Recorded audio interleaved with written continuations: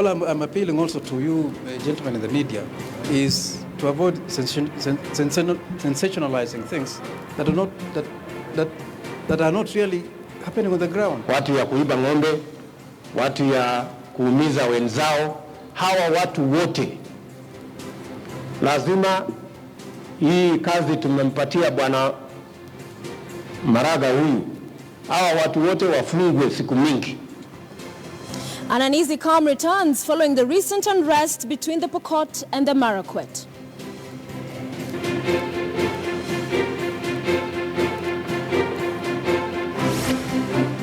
We are consulting widely. It could be Murang'a, it could be any other county, Nakuru, it could be Nairobi. But of course, all these counties require leadership that can take them to the next level. And I would not be hesitant to say that most of our counties have lacked the leadership that can move them forward. I would not be hesitant, including where we are today. Peter Kenneth now abandons his presidential ambition and opts to seek a governor's post. No, we are not like the national government, which was just a takeover. This was setting up new government, and we're in place. Watu ya Kiambu tafadhali, 2017 munipatie kiti ya governor niwanyoroshe Kiambu. On Spotlight 2017 tonight, rising political temperatures in the battle for Kiambu County.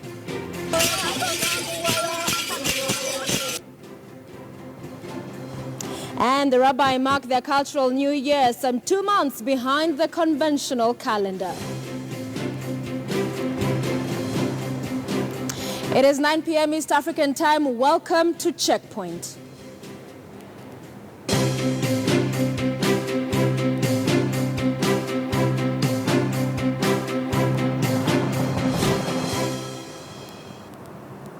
Thank you for joining us. My name is Sophia Wanuna. Our sign language interpreter is Meresha Owiti. Inspector General of Police Joseph Boynet is reassuring Kenyans that the volatile situation between the Pokot and Marakwet will soon be resolved. Boynet accused the media of blowing the matter out of proportion. He spoke during his tour of the Keyo Valley area, where over 30 people were reported to have been killed in recent clashes.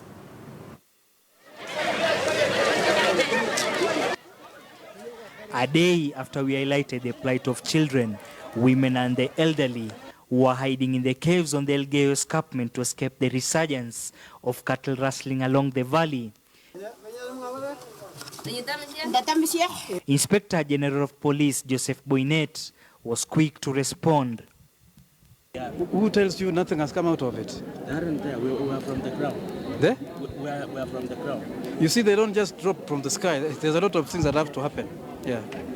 The Inspector General of Police accused the media of inflaming conflict between the two warring communities.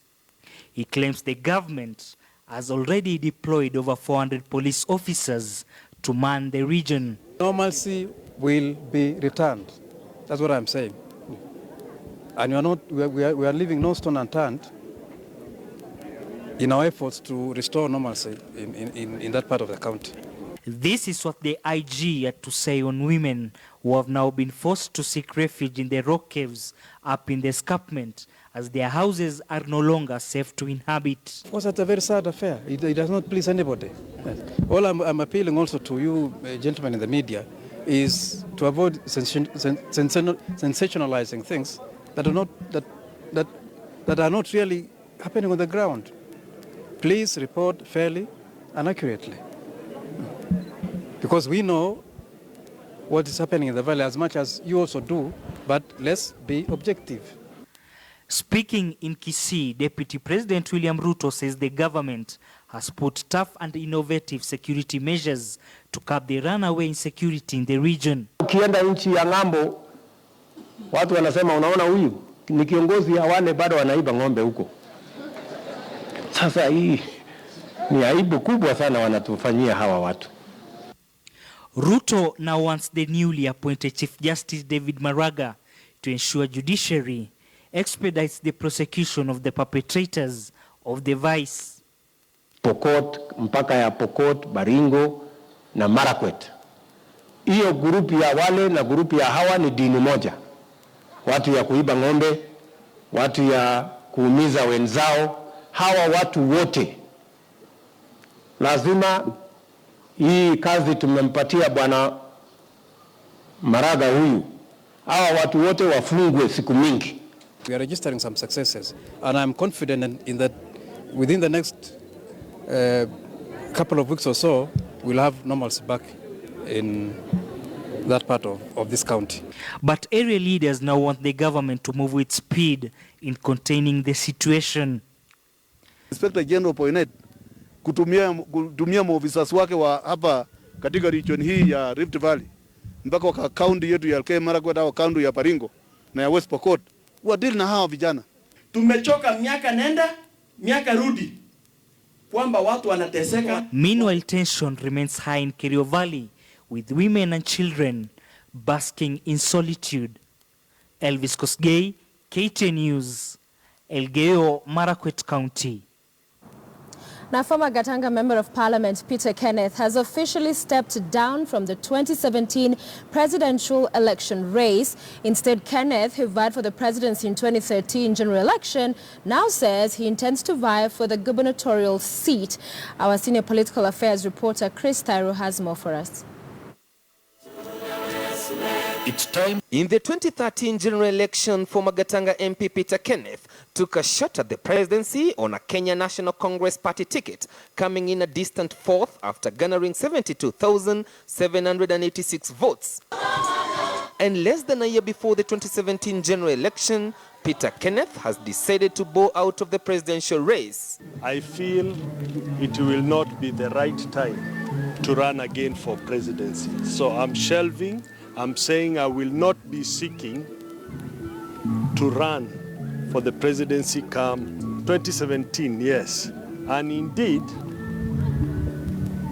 in 2017, I still feel I can contribute in a positive manner because this country is for all of us. And I'll be supporting President Uhuru when he seeks re-election as a president in the 2017 elections. According to Kenneth, who had attended a church service at St. Teresa Catholic Church in Isili, Nairobi County, the 2017 general elections have created a notion of coalitions contesting against each other, which he says leaves very little space for people like him. Looking at the way our politics have gone in the last 4 years, we've created a scenario where the two coalitions will be contesting, and they have created no room for any other. Although Kenneth confirmed that he will instead be contesting for a gubernatorial position, he remained non-committal over the specific county he intends to fight for. But we are consulting widely. It could be Murang'a, it could be any other county, Nakuru, it could be Nairobi. But of course, all these counties require leadership that can take them to the next level. And I would not be hesitant to say that most of our counties have lacked the leadership that can move them forward. I would not be hesitant, including where we are today.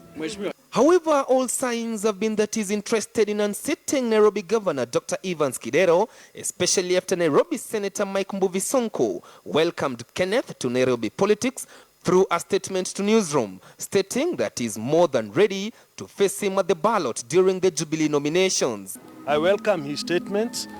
As I've said, I live in this city, I see most of the things. But I've also served as a member of parliament in another county. And I know that they have similar issues and deserve better. And to me, it's upon Nairobians, people in other counties, Murang'a people, to look for leadership that will come and alleviate problems that are bedeviling them. I think that, to me, is the most important thing. If Kenneth finally settles for Nairobi County, then he will be joining a crowded race, which has attracted 5 Jubilee Party aspirants so far.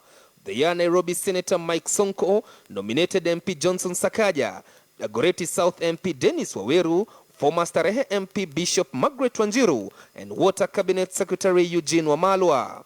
In my view, be wrong to start assuming 2022 or to start thinking of 2022 in 2016. We have an election next year. We want a situation where we can hold our country together. There are reasons as to why I think President Uhuru needs to be supported. to hold the country together. So far, no one has declared any interest to unseat Governor Evans Kidero on a CORD ticket. Chris Dairo, KTN News. Meanwhile, Deputy President William Ruto is asking wananchi in Kisii to support the Jubilee Party in the coming general election. Ruto says it is time for the area, considered to be an opposition zone, to return to the government fold. Meanwhile, Wiper Democratic Movement leader Kalonzo Musyoka has started his two-day tour of Kisii and Nyamira counties to popularize the Wiper Party and his presidential bid.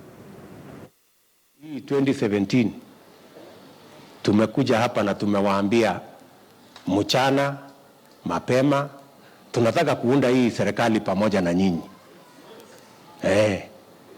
Iko makosa tukiunda hii serikali pamoja?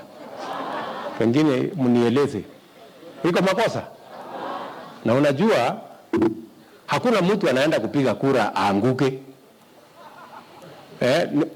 Unaenda tu upinzani kwa bahati mbaya.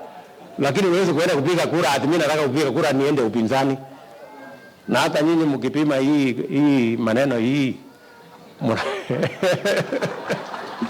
ikiwa na roho safi, naomba mniangalie wangapi wanataka Kenya bora kuliko vile ilivyo sasa hivi. Nataka nione.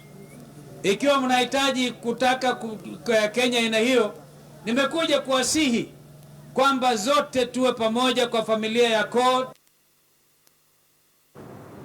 Amani National Congress leader Musalia Mudavadi continues to push for the formation of a national super alliance that he says will bring together like-minded political outfits and Kenyans to bring change to this country. He was addressing ANC party delegates and opinion leaders, at Kima in Vihiga County. That we also recognize the fact that a united opposition is absolutely essential in ensuring victory in the 2017 elections, a victory that cannot be disputed, and at the same time a victory that will be really thorough. So one of the things we want to put to the people of Kenya, particularly those who do not subscribe to the misrule of the Jubilee government, is that we are open as ANC. It is provided for in our constitution, and we want to engage with other Kenyans so that we can create a national super alliance, NASA in abbreviation, and in Kiswahili, Muungano Maalum. I want people to think about it critically. I want Kenyans to think about it critically. And I would also want to put it on record that this is not about political parties alone, because a lot of people are mistaking and assuming that a national super alliance will only be about political parties. We must remember that there are important sectors in our economy and in our nation who also feel that the country is not taking the right direction. Kiambu County is expected to be one of the political hotspots in the Jubilee's strongholds in the party nominations exercise. Now, in the gubernatorial race, the incumbent Governor William Kabogo will be facing off with his arch rival, Kabete Member of Parliament Ferdinand Waititu, who has already declared his interest in unseating Kabogo. In our weekly Spotlight segment, we focus on the two main contenders and some of the issues that may come into play during the party nominations and thereafter in the elections.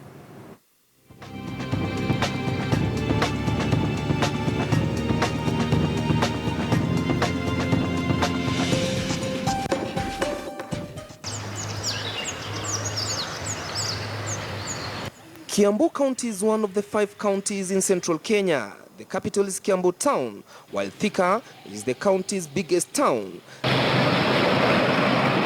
The county is adjacent to the northern border of Nairobi County and has a population of 1.6 million. 900,000 of them are registered voters. The county is 40% rural and 60% urban, owing to Nairobi's consistent growth northwards. In the 2013 general election, William Gitau Kabogo was elected as the first governor of Kiambu County after he garnered 400,282 votes against his competitor on a NAC ticket, a former director of Rockefeller Foundation, James Nyoro, who garnered 198,890 votes.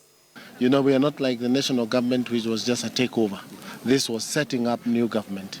And we're in place. And the first thing I did was to worry about where are the resources going to come from to do development. Because as you know, we inherited a very huge wage bill. Probably 85% of our resources from the exchequer were going to the wage bill. Given that the county is the political backyard of President Uhuru Kenyatta, who hails from Ishaweri in Gatundu South, those who will clinch the Jubilee ticket during the party nominations will definitely have an upper hand, given that Jubilee enjoys majority support from the region.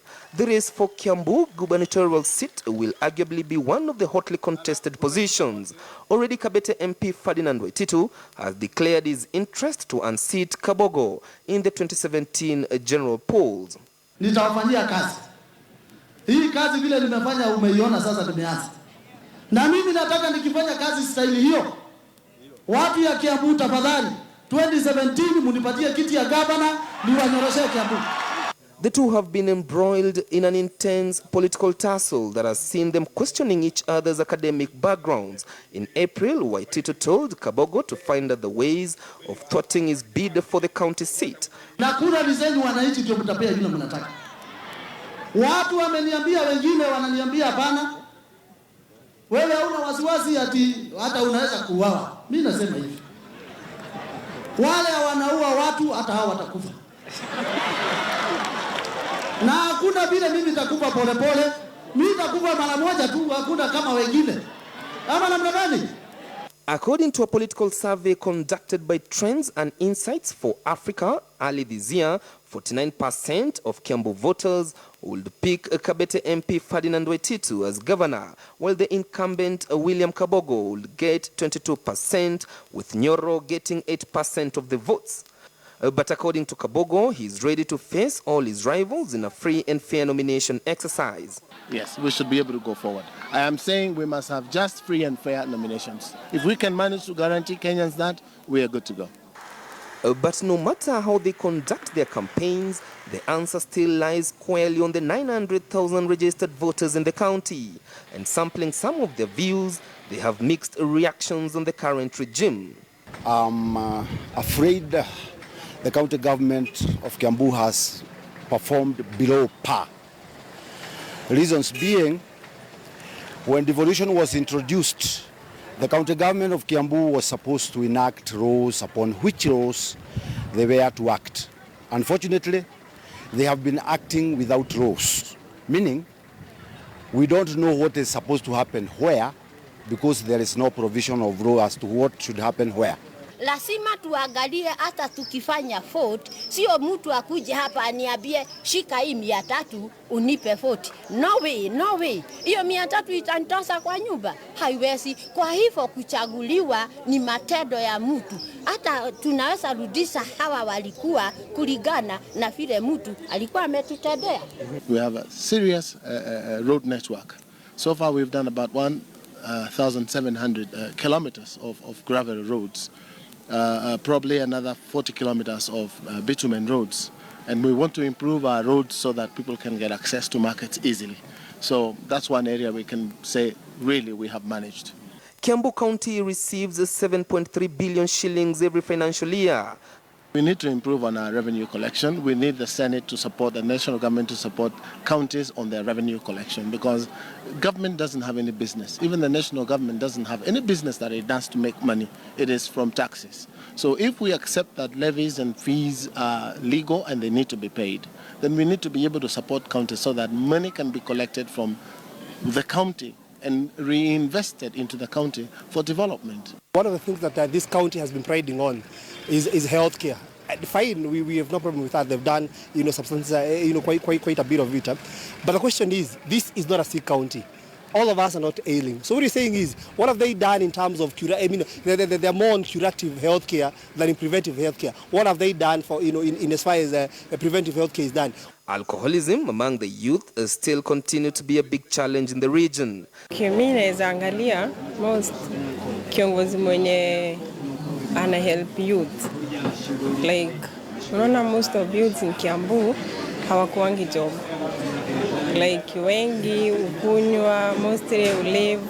Tunaweza penda mayouth wajitokeze ili tubadilishe change, na tunaweza wachagua ili waweze kututengenezea uongozi wetu wa kaunti ya Kiambu.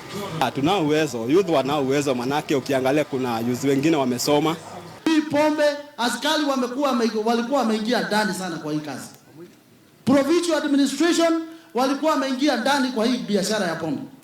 Tafadhali wacha hii watu wapigwe transfer, wale walikuwa wamekaa sana. The county, which has a total of 12 constituencies, will remain a political hotspot, with the front runners in the gubernatorial race being William Kabogo and Ferdinand Waititu, ahead of the Jubilee Party nominations slated for May next year. Chris Tairo, KTN News. Thinking like me.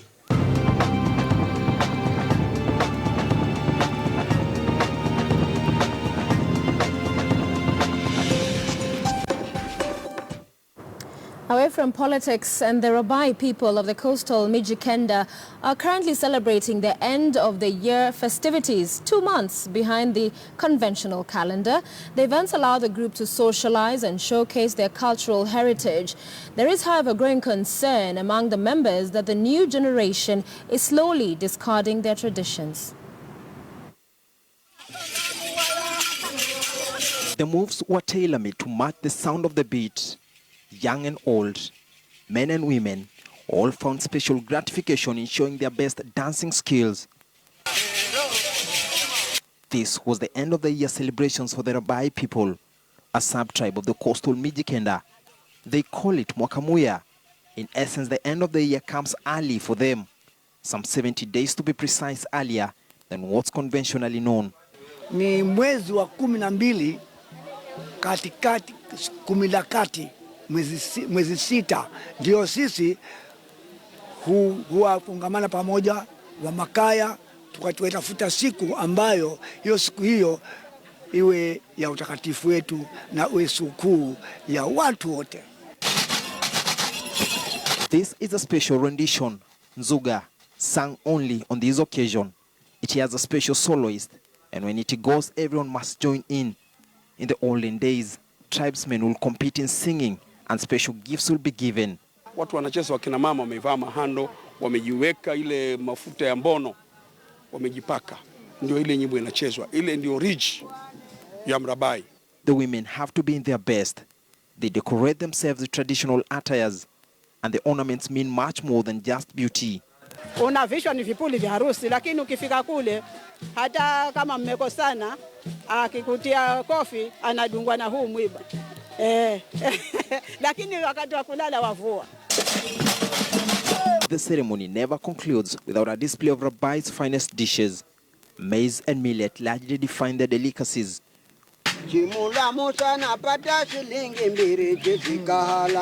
On another side, the old men are playing chigogo. The battle is just getting intense.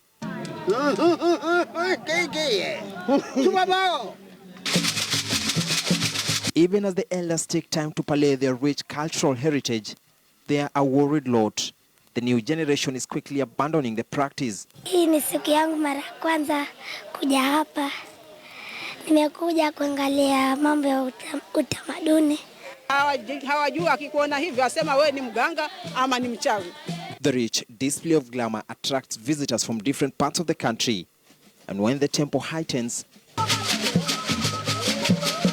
you cannot help but join in the disco. Francis Ontomwa, KTN News, Rabai, Kilifi.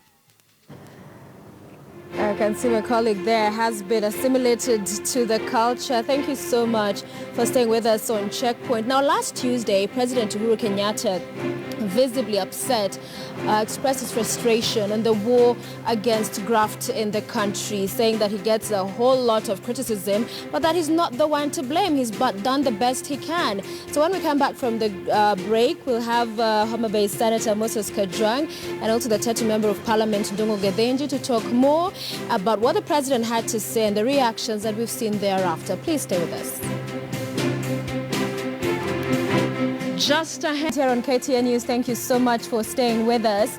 So as I mentioned earlier before we went on break, on Tuesday last week, President Uhuru Kenyatta was pissed off, as some analysts, I read an article, was opining about the state of the country as far as the war on corruption is concerned. It was an accountability summit that was being held at State House, and he was saying he's receiving a lot of the criticism, and yet there are independent bodies, watchdogs, that are supposed to be ensuring the war on graft is on track. So let's listen to some of what he had to say, and then I'll introduce my guests to you this evening.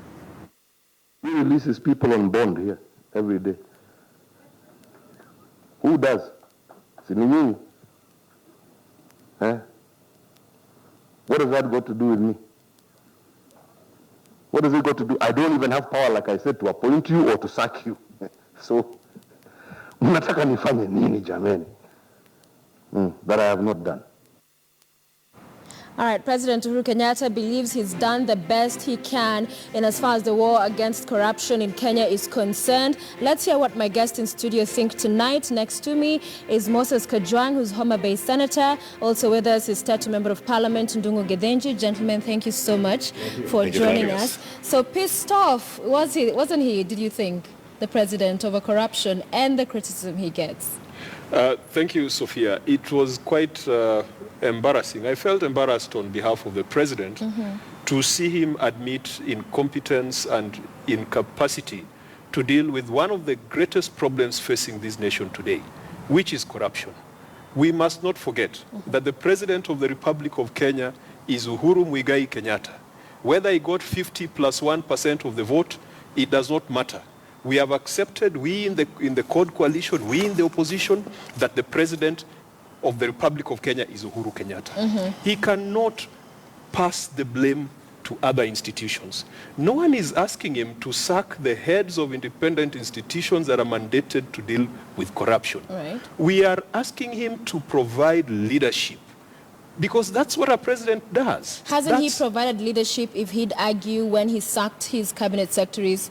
Wasn't that providing? Didn't you all, even in the House, applaud him for that remember move? During this summit, yes, the President himself admits that it was a blunder in the first place, that he sacked people from his cabinet, and now these people hate him. These people campaign against him, irrespective of the standing ovation that we gave him at that particular moment. Upon further analysis, we advised the President that that was the wrong move. He could not come with a list to Parliament, a list that has been produced by the CEO of the Commission, not the Commission itself, and then give the judiciary 60 days to complete cases. He does not have that power. How does that leadership you want him to show look like? Corruption is not just a legal issue. Corruption is a moral, ethical, social issue. Yes, we've got laws. In fact, Kenya does not have a shortage of laws when it comes to dealing with corruption. Right. We do not have a shortage of institutions. But we must get that leadership from the highest level in this country. And that leadership, number one, must show zero tolerance to corruption. You ask yourself, you as a president, are there issues that could besmirch you? Your deputy, are there issues surrounding him? And Sophia, we are in a situation where we've got a government and a presidency whose only motivation to leading this country was to solve the ICC dilemma that was facing them. Once ICC was sorted out, let me just finalize. Once ICC was sorted out, the president has gotten to his wit's end. It was by his own admission last week that he has done what he can do.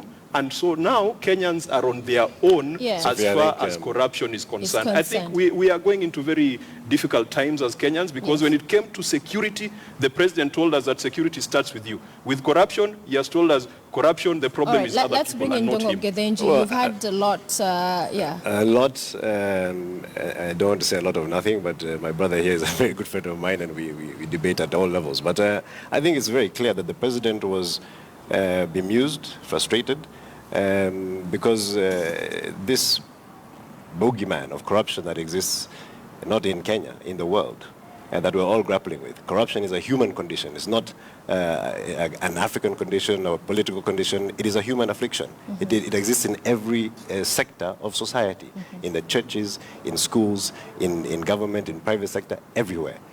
The president is bemused and a little befuddled because the Constitution 2010 disempowers the presidency from acting directly in areas of investigation, in areas of conviction, in areas of jurisprudence. Right. It empowers, very specifically, independent institutions which he does not even control by appointment or sacking, and gives them the power to investigate, adjudicate, and such like, and prosecute, and so on and so forth.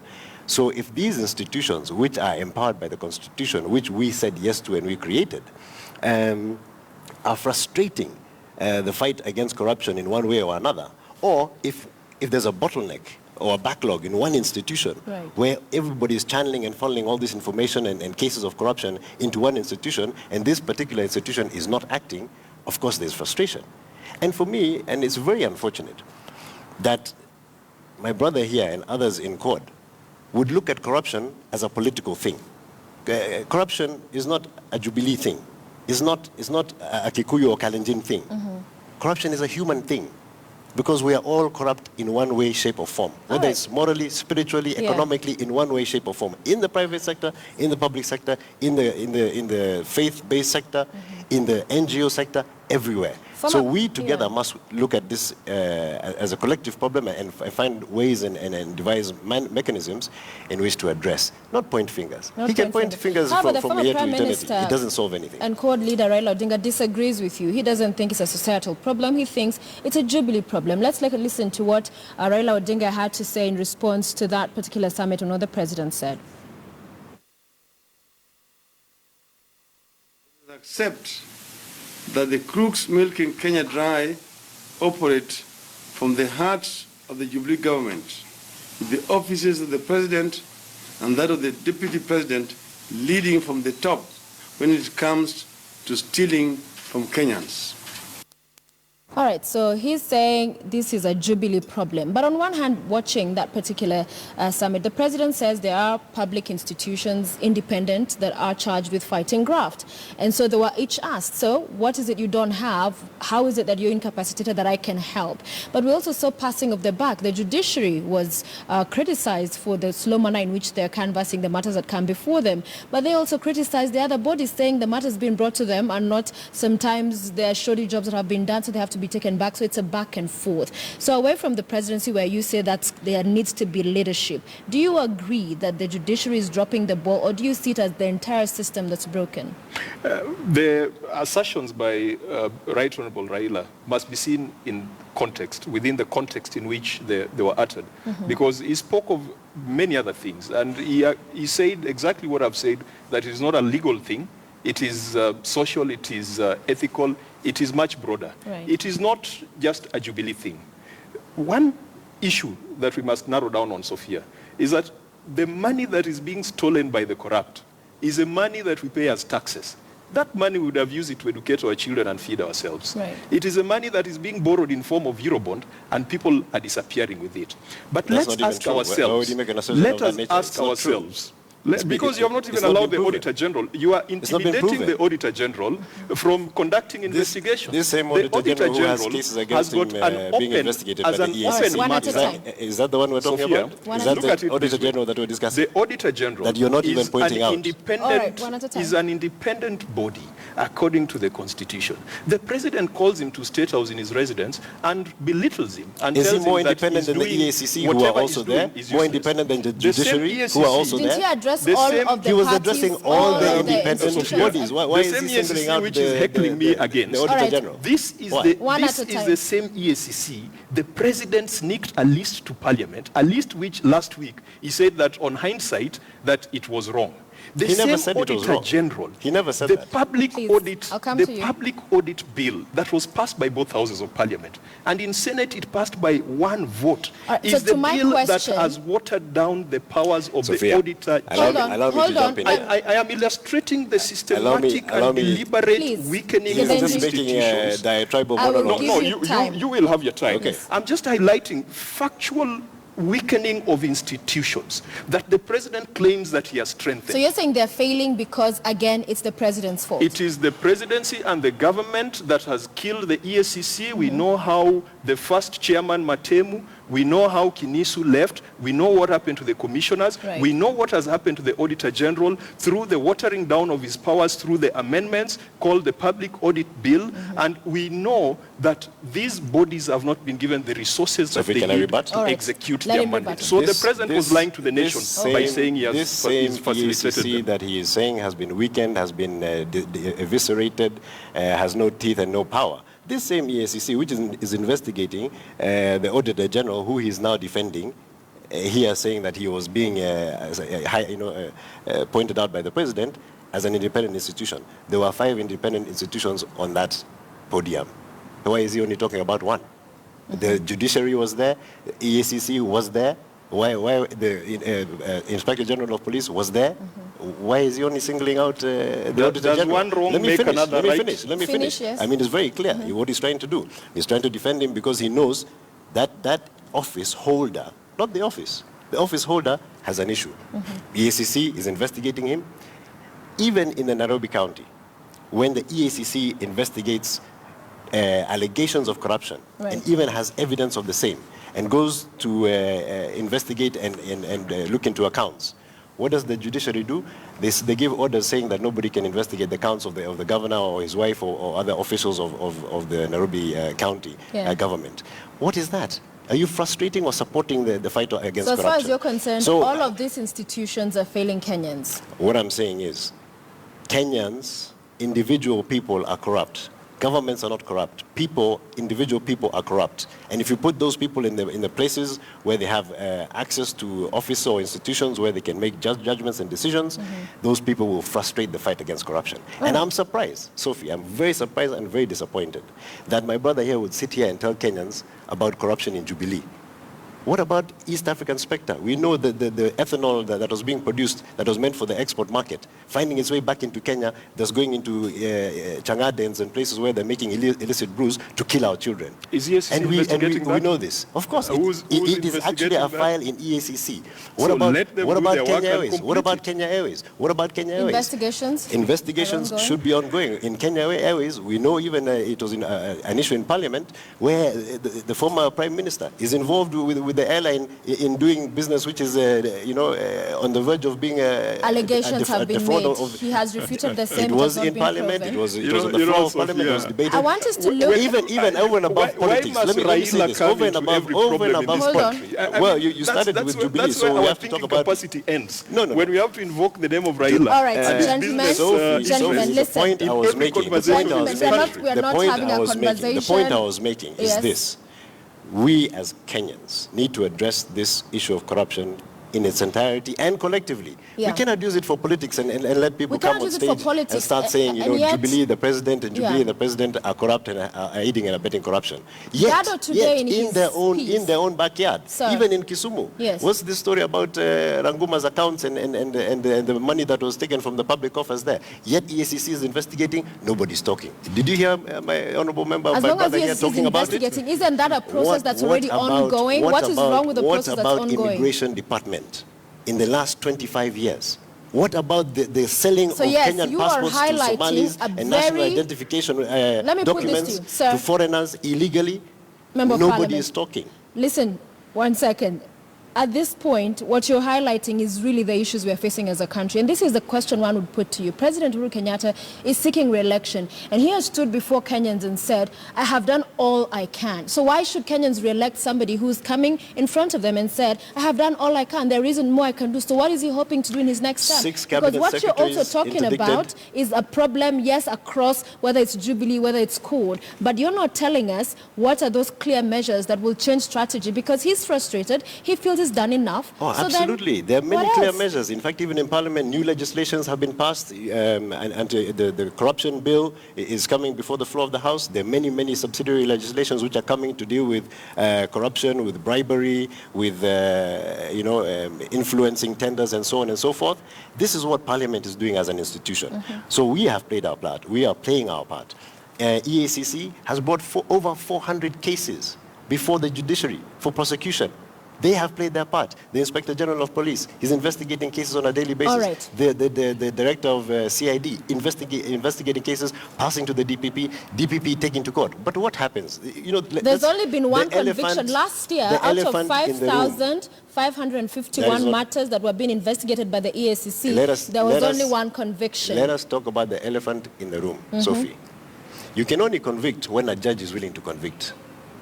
And the judge can only convict if there's sufficient evidence brought. They'll not just convict because they need to convict. How about this? So the lawyers come and file application upon application, some in the Constitutional Court, barring investigation, prosecution, and arrest of individuals. So what does one do? I mean, if that is the role the judiciary is playing in protecting and shielding suspects of corruption, then there's a serious problem. And my brother here, who is a lawyer, should give us a way out of that. It is not the first time that a president has admitted that he's incapable of doing something that he was entrusted to do.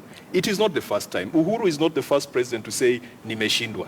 But the difference is that in those other cases, those presidents or leaders or sovereigns have resigned because they are incapable of doing the job that was entrusted upon them. So and in some cases, like Japan, they've committed suicide. We are not asking Hold on, let him. We are not asking Uhuru to commit suicide. Why are the judges We are not even asking him to resign because we know we are going to beat him.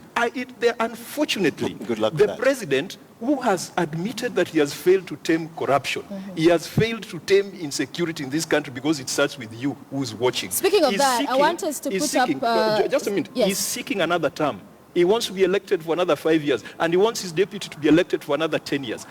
15 years, 20 years of hopelessness, of corruption. Gado's satirical piece was on what you've touched on not only the security question, but also on corruption. My director, if you could please put up, it was on the Sunday Standard in case you missed it. This is what Gado's piece looked like today. And just to point a finger at what he sees perhaps as the biggest problem we're facing in the country, so that at the end of the day, it looks like we have a government that at the end of the day, when it comes to security, it begins with you. When it comes to corruption, I've done all that I can. Do you look at that and get concerned as a supporter of Absolutely Jubilee? not. Absolutely not. You know, again, we seem to forget or want to frame a narrative that Kenya is the same Kenya when President Moi was in power with the same constitution. It is not. We have a new constitution that has clear separation of power and has substantially disempowered the president in terms of acting directly in areas where we want to see results, like the judiciary, appointing judges, and so on. He cannot do that anymore. He cannot even appoint the EACC. He cannot appoint the IG of police. He cannot sack them or fire them. So he is beholden to the Constitution and to the independence of institutions and to the separation of powers. So did we make a mistake in the Constitution? Did we whittle down too much the powers of the president? Personally, I think we did. But you see, the point here is this. My brother Moses and others will stand here and say the president has failed because he's not able to do A, B, and C. Yet they're the ones who drafted the Constitution and said yes to it and campaigned for it to be there so that they can disempower the president to create independent institutions which they felt secure and safe with. Now that we have those institutions and they are failing, they're pointing back at the president who has no power to deal with them in the manner that they want. So the point I'm making is this, Sophie. Let us be honest. This is politics that they want to do with corruption. Yeah. If it's going to be politics to do with corruption, let's talk about everybody who is corrupt in politics. And speaking of everybody who is corrupt, you've said... And we know their cases, we know them. All right, you've said the buck stops with the president. He's made an argument that it's the entire society that's corrupt. Raila Odinga, in an interview on Al Jazeera, was questioned about has he ever received a bribe or given a bribe. He said he had. He was asked on what action did he take on those corrupt individuals who were then in his office and who was prime minister. And he was hard pressed to answer that question. So when there are those who look at it and say this is a double standard, this is an issue that's affecting the country, but it's being politicized. What do you say to those Sophie, people? Today the president of the Republic of Kenya is Uhuru Kenyatta. It is not Raila Odinga. So it is upon him to provide solutions to the problems facing Kenya. But he has been in government. The question is, he has been in government, but whilst he was there, we did not see, because I've put to him, why does Kenyatta want re-election when we haven't seen much? So I'm putting to you, he's been in government, he could have done much, and there are those who argue not much was seen, so why also should he We are not asking for solutions from the Prime Minister of 4 years ago. We are asking for solutions for the President of today.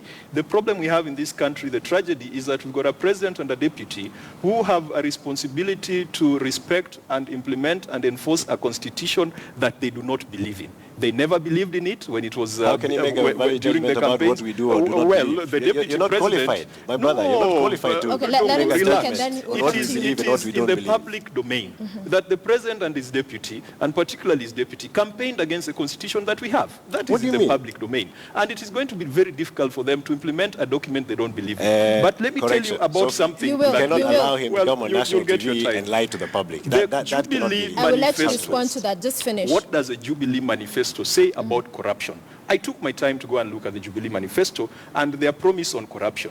Number one, they said they would give the EACC the power to prosecute corruption cases. Has that been given? No. Number two, they said they were going to set up corruption control units at county levels so that these then could escalate matters to EACC. Have these been established? No. There were three other promises that Jubilee made on corruption. They have not done it. They cannot come to Kenyans and tell us that wameshindwa. Kama wameshindwa to deal with corruption, that is a sure sign that Jubilee is incapable of ruling this nation, and it will be a tragedy if we entrust them with another term. Well, first of all, there is no take evidence us that through this, Jubilee is incapable of ruling this nation, because we are ruling this nation very successfully. Thank you very much.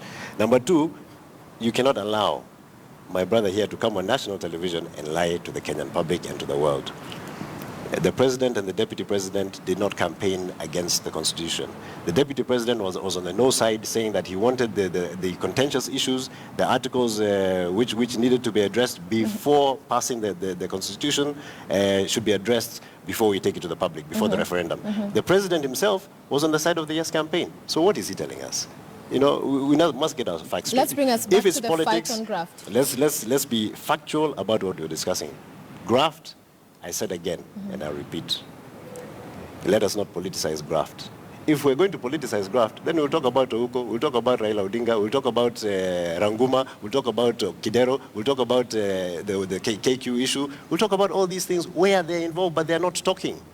But the EACC has been doing a lot of work and investigating. Let me finish. Let If me he has finish. such evidence, Let me finish. just to Let me buttress finish. his Let point, me you finish. finish. Let me finish. If he No, has no, no. such You allowed evidence him to finish. of corruption Okay, let him on the finish. opposition Let me side, In fairness, what are they doing in about fairness, it Kajol. as the government? Gentlemen. The EACC, even at the county, even in Kisumu, where they had done investigations in the cases of the governor and the finance director and so on and so forth, and even the deputy comptroller general, the deputy comptroller and auditor general, they have cases they are actively investigating. What happens?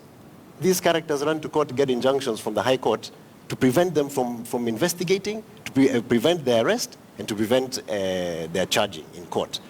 How then are we meant to win this war against corruption? When the people, I can go tomorrow and influence a tender, steal the money, and then I go to court, find a judge who's willing to play ball, and then get an injunction against my arrest, prosecution, and even investigation. And then I sit pretty and happily eat the money. So where are we in this fight? You know, and this is my learned friend, a lawyer, who is very well versed in the workings of the judiciary. Which is what I want to go to, because yet he is not addressing that. He's talking about politics and Jubilee. So I want us to move away Address on your the part, judiciary. away from politics, and look at the other agencies. You have the Office of the Director of Public Prosecutions, you have the DCI, you have the EACC, you have the Attorney General's Office. From these other offices or public institutions, if you like, where do you see as well the ball being dropped? Or for you purely, is it a political matter and there is no merit in saying that they're also failing in one way or another? Let's look at the chain, Sophia. Okay. The job of investigating economic crimes, where we set up EACC as a specialist body, could as well have been done by the police and the DCI. But we decided in our own wisdom, and copying from other jurisdictions like Singapore, for example, that set up a specialized unit to establish EACC. EACC has got powers to investigate. It does not have powers to prosecute. Jubilee promised they would give EACC powers to prosecute. They have not brought any bill to Parliament to amend the law to give EACC those powers. And that's why I say they've lied to this nation. And that's a fact. And I know that one you not even challenge, because there's nothing you have done on it. I dispute. Because EACC only investigates, forwards the files to the Director of Public Prosecutions. I'll give you the example of the Chicken Gate scandal. You've got a situation where people in Britain have been jailed and their assets have been frozen for bribing Kenyan officials. The Kenyan officials are still walking around and, strutting around, saying that they are innocent until proven guilty.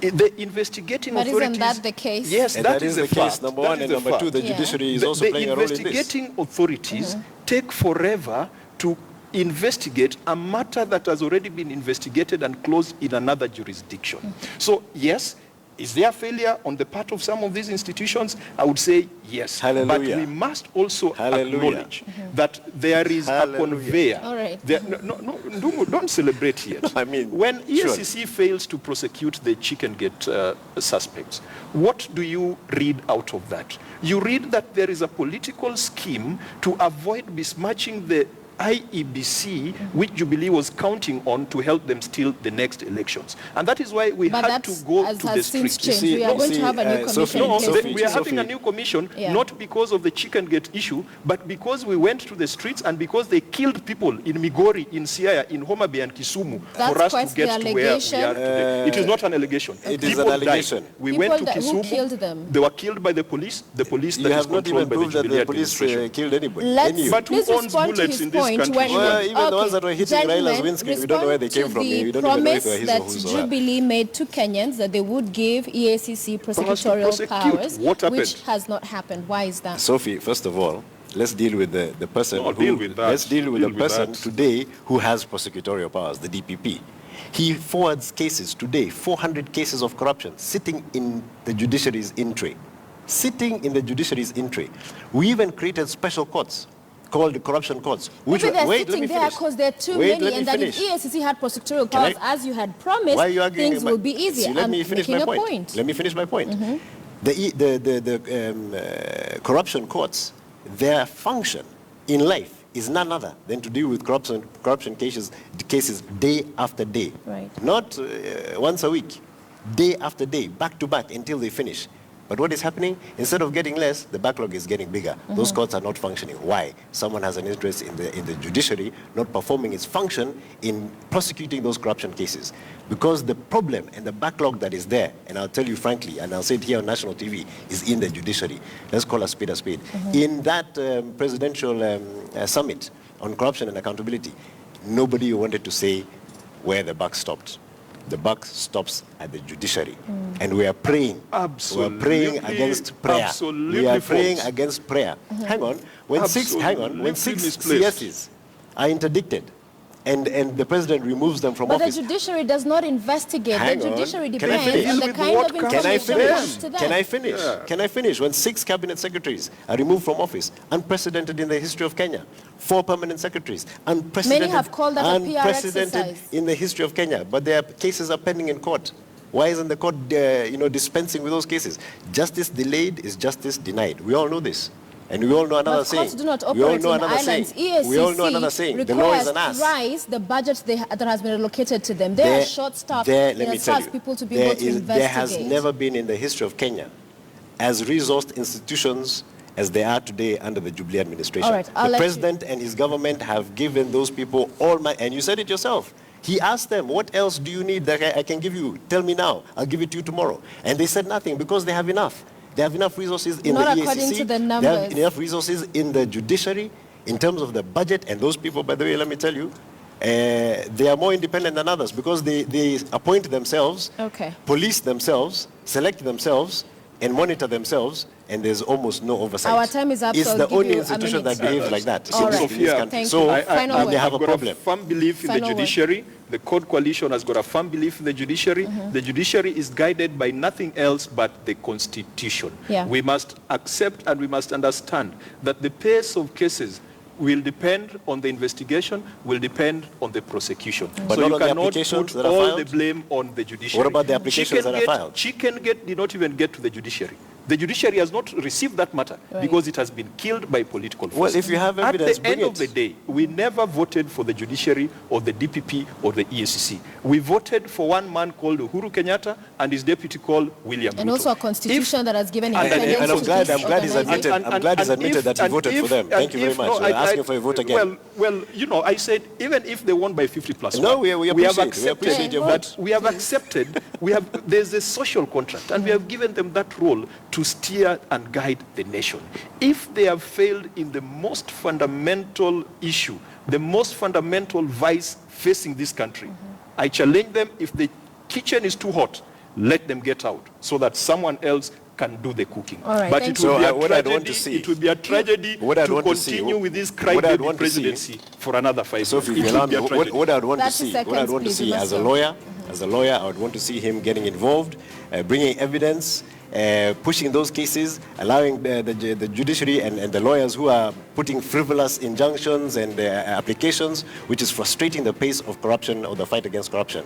We want to see the bottleneck in the judiciary opened. We want to see the EACC allowed to do its job, looking at scrutinizing accounts of governors in Kisumu, in Nairobi, and elsewhere, even in Mombasa, where the governors are using their families and cronies to do garbage collection. We want to see investigation into those matters. So this thing must be across the board and must be honest. Must not be too political, because politically, we're winning anyway. Member of Parliament, Ndongo Gethenji, Homa Bay Senator Moses Kajwang, thank you, gentlemen, for joining us on Checkpoint tonight.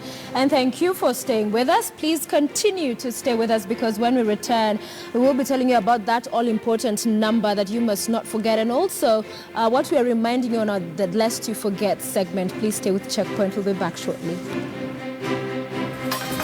Tweet of the day in association with LDK Extraordinary. Now, we have the national examinations set to begin. In fact, tomorrow, practicals in music and home science are starting for the KCSE. But for the written examinations, they begin on the 7th of November. For KCPE, they start doing the examinations on the 1st of November. But lest we forget the past 1 year and the issues that we've seen plague the education sector, let's begin with the 7,000 results that were cancelled in the 2015 national examinations as they were released. 2,000 of those were from the KCPE examinations and 5,000 from the KCSE. So this was one drastic figure that led to some action being taken by CS Matiang'i. He fired the NEC board, saying that some of them had been found to be complicit with exam cheating. So after that, in a bid to be able to bring in more measures that will ensure we do not see cheating, let's move back. We're moving a little bit too fast. Is the introduction of the Matiang'i rules.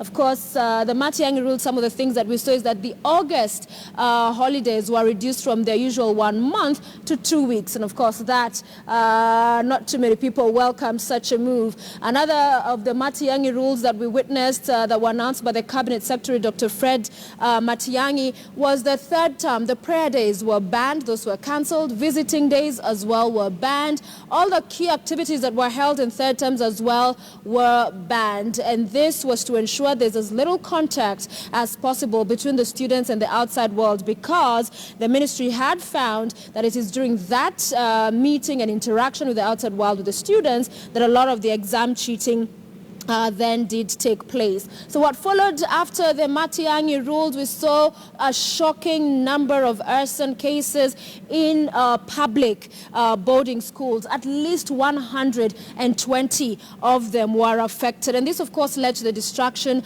of property worth millions of shillings. Over 100 students as well were arrested and presented in court. The CS also directed that parents bear the cost of repairing the structures that were destroyed. Following this, of course, was public outrage, call for action, and that is what led to a task force to investigate the school fires. So an 8-member special investigation team comprising security experts and educationists was set up to look into the wave of unrest. And they were also to consider other reports in the past that had been compiled on other cases of unrest and look at how far as far as implementation they'd gone and what proposals could be roped in. And they were given 1 month. However, that report is yet to be made public. Of course, that month expired on the 23rd of September. So yet to know in as far as what the recommendations were. And so as we head to the national examinations, that's the KCPE, KCSE, just days away from the same. Lest we forget, those are the issues that we've witnessed in the past 1 year, and the country is yet to see the solutions to those, even as we go to the new cycle of examinations. Rwanda opened the tournament with a win in their bag after defeating Rwanda in 3-1. Kenya will be out again tomorrow against Egypt at 2 p.m.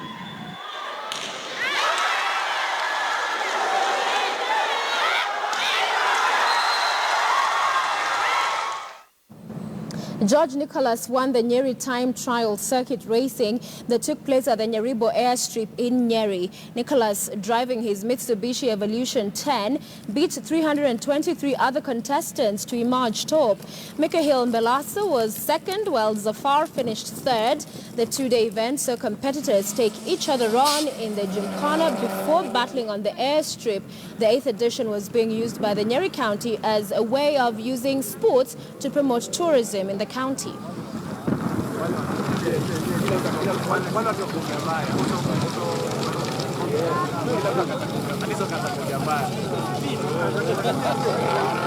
It is one way of promoting sports tourism in the county as one of the tourism products that we are trying to promote in the county, doing different things to try to get more tourists to come to the county, especially promoting the domestic tourism. It's a club that was formed just to be able to take care of tarmac motorsports, because we know we have Kenya Motorsports Federation that handles, the gravel. This is the 4th event that we're having this year, and hopefully more to come. Fingers crossed, next year again within Nyeribo. Yeah.